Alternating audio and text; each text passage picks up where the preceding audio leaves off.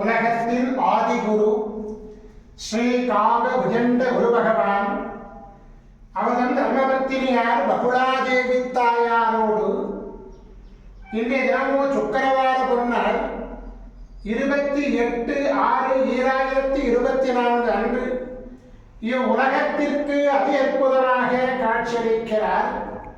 உலகாதி குருவே, உலகாதி குருபத்தினியே, உங்கள் இருவரையும் இன்று மனதார துதிக்கக்கூடிய அனைத்து குழந்தைகளுக்கும் கருணை கூர்ந்து பரிபூர்ண குருவல் ஆசீர்வாத நலன்களை அருள்வே குருதேவா.